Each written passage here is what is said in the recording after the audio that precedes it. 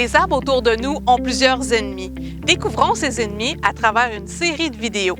Qui ils sont, quels sont leurs dommages et comment les arbres s'en protègent. L'ennemi d'un arbre, c'est quelque chose ayant un effet nuisible sur la santé de cet arbre. Ça peut être un être vivant, comme un insecte, un pathogène, un animal ou une plante. Ça peut aussi être un phénomène météo. Les arbres ne peuvent se déplacer ou s'abriter. Ils doivent supporter toutes les variations de la météo.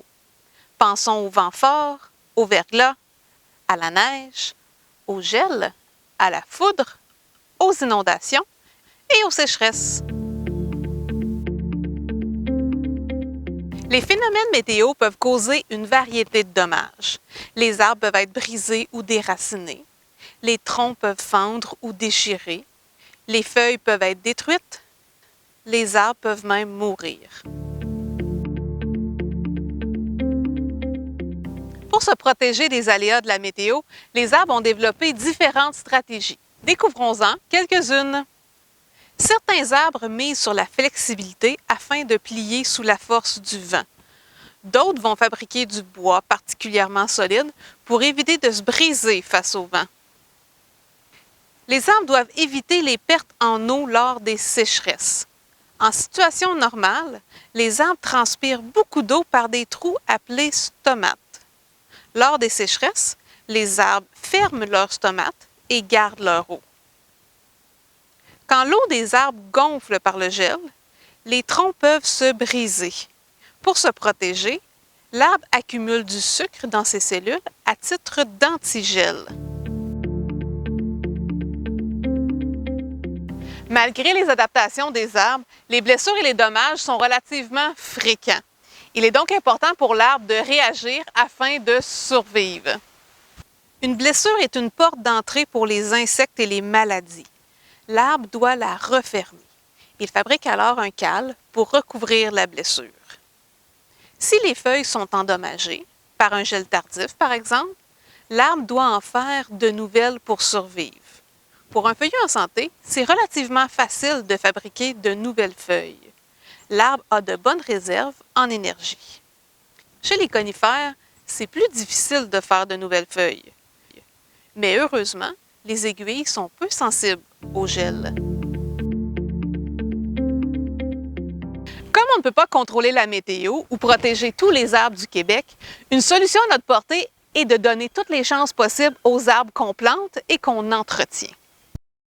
Un arbre planté au bon endroit, en fonction de ses besoins en lumière et en eau, aura plus de chances de supporter à long terme les aléas de la météo. Seuls les arbres plantés en pente forte ou exposés au grand vent devraient avoir un tuteur. Puis, il faut retirer le tuteur après 1 ou 2 ans pour laisser l'arbre développer une résistance naturelle au vent. Il faut éviter de briser une grande quantité de racines car elles supportent et retiennent les arbres. Les excavations et la compaction sont donc à proscrire près des arbres. Il est préférable de laisser croître un arbre selon sa forme naturelle.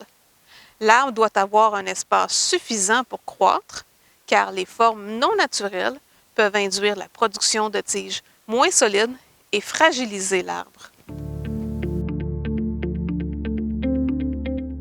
Les changements climatiques compliquent la vie des arbres. D'abord, on observe des phénomènes météo plus intenses, des vents plus forts, des feux plus intenses et par conséquent, plus de dommages.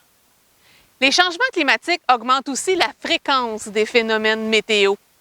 Les arbres ont donc moins de temps entre 2 perturbations pour se rétablir, ce qui diminue leur chance de survivre à la perturbation suivante. Les arbres qui se sont adaptés au fil des siècles à survivre à la plupart des phénomènes météo seront mis à rude épreuve avec les changements climatiques. Certaines espèces risquent de disparaître à des endroits donnés, alors que d'autres pourraient faire leur apparition. Plus nous aurons d'espèces différentes à un endroit, et plus il y aura de chances qu'une ou plusieurs de ces espèces survivent au climat de demain. Soyons prêts à aider nos arbres et nos forêts à s'adapter aux aléas de la météo et aux changements climatiques.